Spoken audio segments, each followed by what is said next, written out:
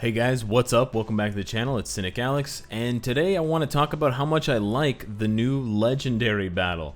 Now, I know and I stand by what I said originally about the rewards for the Legendary Battle. Now, the rewards for the regular mode are not very good, but they're generally free, and the 3 uniforms that they choose, at least one of them is very, very good. So you do want to rank that one up to at least heroic, legendary. The rewards are still kind of bad. I think they're the worst they've ever been for the free ones, and hopefully when Iron Man's uniform gets reworked, this will be worth it as well. But in general, they're free rewards, but I still very much heavily dislike the the extreme mode rewards, and I do think that they need to be reworked, and Netmarble needs to be a bit more accurate and a bit more realistic about what they give away for a mythic uniform. An extreme obelisk is a joke. I mean, this makes more sense. This is more in line, but then this should be 1,000 or like 800. This should not be less than that. I mean, this doesn't even make sense. There's more for less in terms of the upgrade. I know Thanos costs more,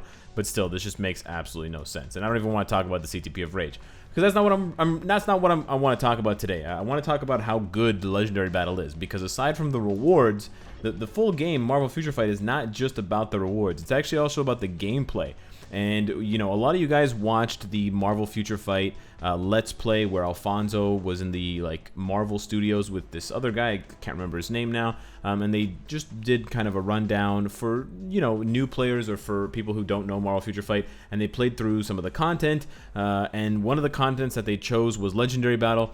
Now, I'm not trying to quote what they said, but there was one thing in particular that they said that I actually really liked, and they said, these Legendary Battles seem like they're sort of what-ifs, because Netmarble doesn't see the movie ahead of time. They don't know what exactly is going to happen in the content of the movie and the plot, so they kind of just judge by the screenshots and the trailers and the teasers, and they make up some sort of plot for the movie, and then that's what the Legendary Battles are. So they're really interesting. Sometimes they're quite close to what happens in the movie, but that's purely coincidental. But it's just very cool to see these kinds of what-if situations, and I honestly do think that while the rewards have been getting worse for Legendary Battle, the actual gameplay has been getting better and better and more exciting. I mean, Infinity War was one of my favorites in terms of the actual gameplay. It got a little bit boring with Ant-Man and the Wasp because there wasn't as much content. There's only 2 missions. But then it picked up again. Captain Marvel's really nice with all the Skrulls and Ronan and stuff. And I think, honestly, Endgame is one of the most difficult ones, even at normal, and I love challenging content.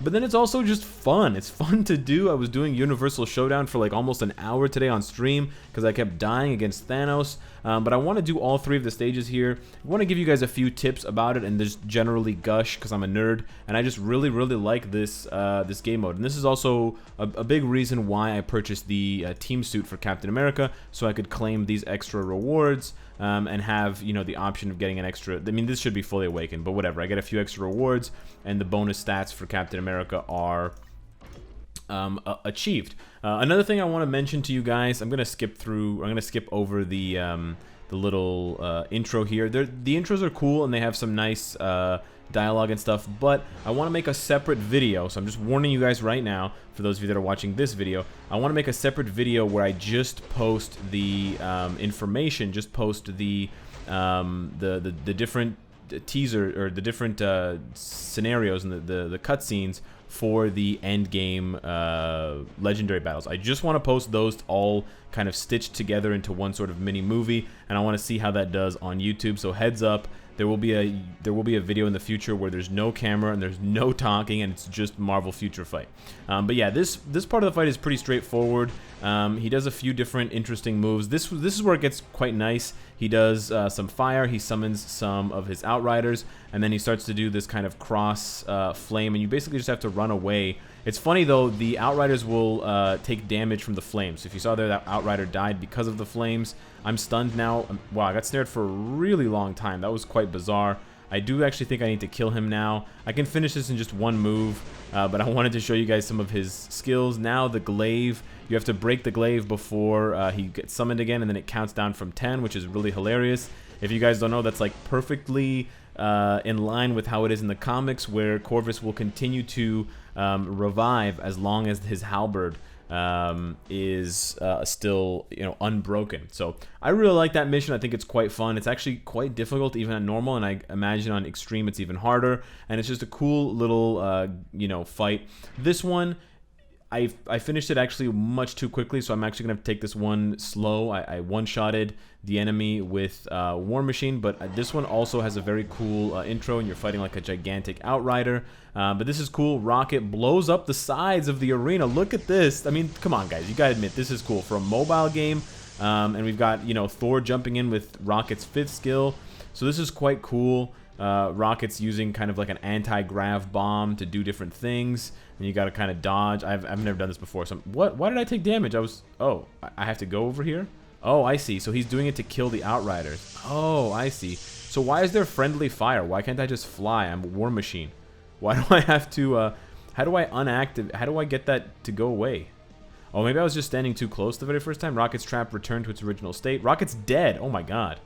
I didn't even realize that. There's lightning. Rocket's straight up dead. Okay, this is definitely not endgame material. Outrider's catapult attack begins. Oh, this is really cool. This is like a 2D game. Oh my god. What? Oh my god, this is amazing. I don't know if any of you guys ever made it this far. Maybe for those of you that purchased the extreme mode, you have to get this far, but this is incredible. Marvel Future Fight. There's so much untapped potential in this game for stuff like this. This is absolutely amazing. I'm floored at the level of detail in these legendary battles. Could you imagine if we had a whole regular game mode like that? I know this might seem a bit this might seem like a fake reaction to you guys, but I literally have never seen that in my life. I skipped the legendary battle until like 3 days ago because I didn't want endgame spoilers, and then when I played it, I just one-shotted it in 2 seconds with War Machine because it's the normal mode and it's too easy, and then I just moved on to the last one and I was just collecting the rewards. And then the last few days, I've only been playing Universal Showdown because it's really fun with Iron Man, and I never went back and I never saw that part of the mission. So that's really cool. There's so many like Easter eggs hidden in each level.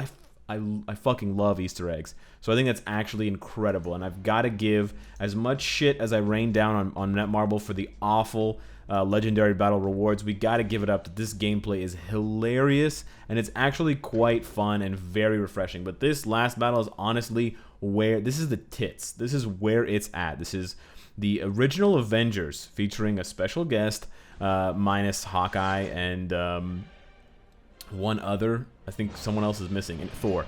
Anyways, versus Thanos. So this is really cool. So this idea, it looks like we're back on Titan.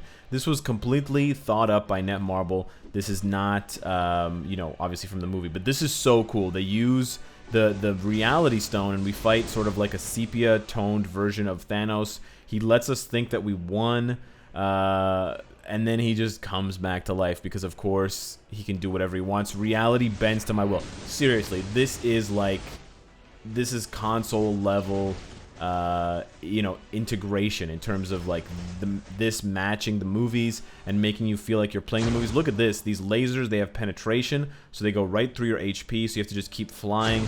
It's quite difficult. It's just something you have to just get a rhythm for. And then he lands. Oh no, he's not gonna land. He lands next on the next one that he does. You can kind of chip away a little bit of his HP in between here. I realize I'm not giving you guys that many tips, but for the meteors, I just like to move a little bit. Eventually, the meteors will run out. They're not that difficult to dodge. Sometimes he lands on you, sometimes he lands on one of the Avengers. But the really cool thing is this part. He's going to do his tier 3 skill, and now you have to basically time yourself to hit one of these time freezes at the very end. You can't hit it too early. Oh my gosh. No! Okay, so it's actually pretty hard. Each one of the Avengers will go for one of the circles, so you actually have to position yourself so you're not near another Avenger, and you have to basically touch one of those green circles. If you touch it too early, when they're all kind of in the middle near Thanos, then your time stone effect will wear off before his tier 3 skill triggers. Basically, it's like a time effect that protects you from damage because you're not in that time. Technically, you're kind of like time frozen. And so because you're in a time frozen state, you're not going to take damage from the attack. But if it only has a limited amount of time before it wears off, and so if you trigger it too early, then that's why you'll die. So I've actually died, honestly, more times than I'm willing to admit on this stage because of either dying to this laser thing or dying to what you just saw me die to. And this is on the normal mode, so I can imagine it's even more difficult, and possibly you have to go through more phases like this on the extreme mode. So I'm very excited. I mean, it would be nice, it would be great if Netmarble buffed the rewards for the extreme mode, then I would have a reason to purchase it. But otherwise, I don't really have one right now. But let's see if we can manage it this time. I just want to get away from the other Avengers so that we can position ourselves. Hulk is still in front of me, which is kind of annoying. I think I'll be able to get this one as it moves down. There we go, and then it explodes. You stay around the outside ring so that you can collect it at the end. But look at this. If you don't kill Thanos right away, Captain Marvel comes in and says, we never give up. Thanos starts doing a couple of new attacks. He does this beam skill. He does this multi-directional wave, and she actually kills him. And then it's got this crazy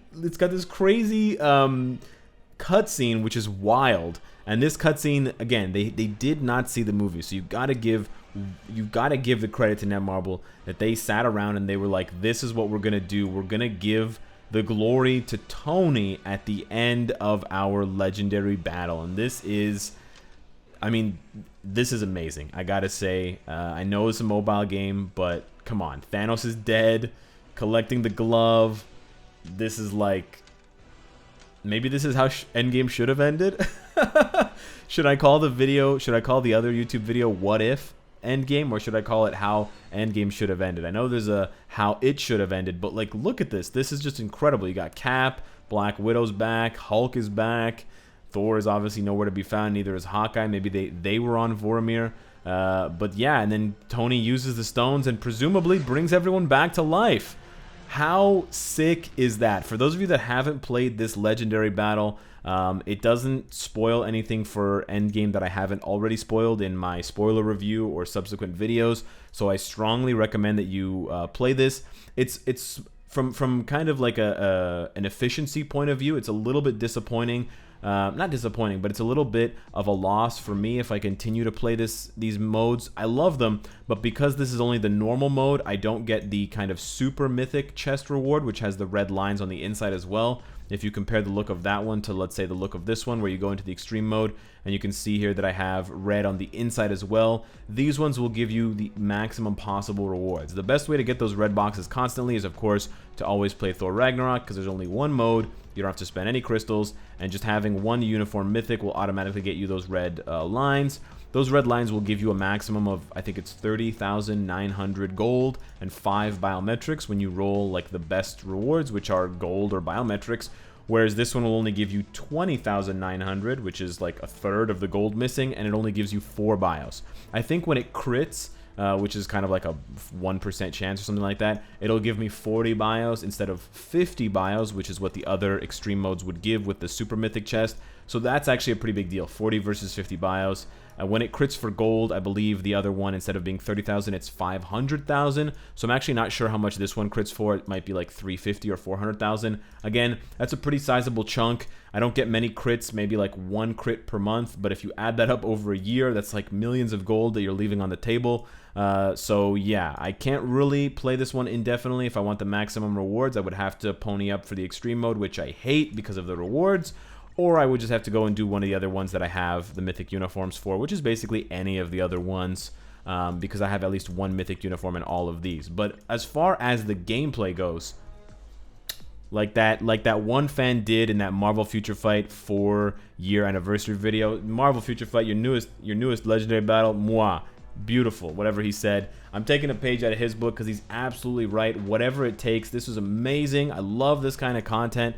Although it's short, I think it's really, really fun, and it's a huge, refreshing change from all of the other content, and I just hope for more pretty much every time we can get a legendary battle. So besides the rewards, tell me what you like about this legendary battle. If you like anything, if you're looking forward to the other no voice, no camera video for legendary battles, let me know as well. Hit me up in the comments, Twitter, Discord, etc.